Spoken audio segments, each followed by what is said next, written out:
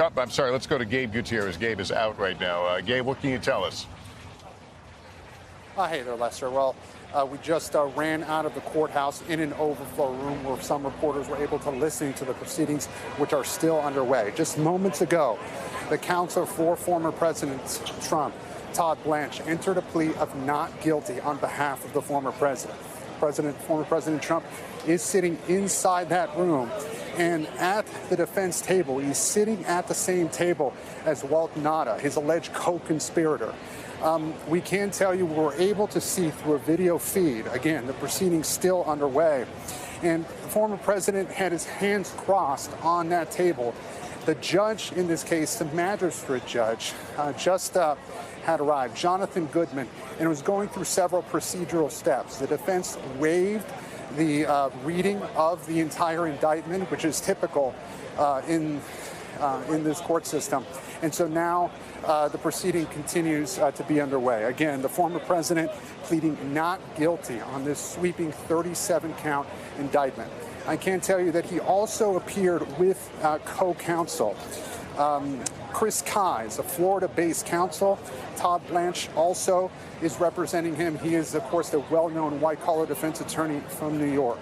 Stan Woodward, another attorney, is also in the room. He is representing Walt Nauta. There were several members of the special counsel's office there, the prosecutors. I'm going to list them: Judy Edelston, Jay Bratt, and David Harbuck. Again, this all unfolded over the past few minutes, Lester. The proceedings began just before 3 o'clock. We did not see the former president enter the room. The video feed started up when he was already seated. It is a packed room. There were some members of the public there, as well as members of the media. And again, we were let in early this morning. We were taken to a media overflow room. No phones, no devices of any kind were allowed. This is an unprecedented arraignment, Lester, as I'm sure you've been discussing, the federal arraignment of the former president. Now, Todd Blanche, again, this is different than what we saw in New York several months ago. In New York, the former president got up and said the words "not guilty" himself. In this particular case, he let his attorney, Todd Blanche, do the talking, saying, "We most certainly plead not guilty." Again, the proceeding is ongoing.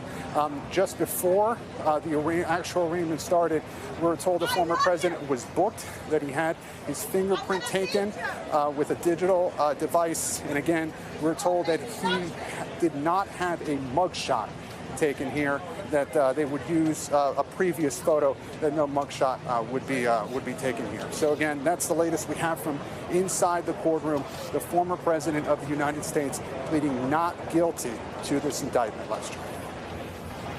All right, Gabe, just to be clear, Jack Smith then was not in the courtroom? We believe that he is in the courtroom, Lester. It was difficult to see exactly who was in the courtroom. It was a grainy video monitor.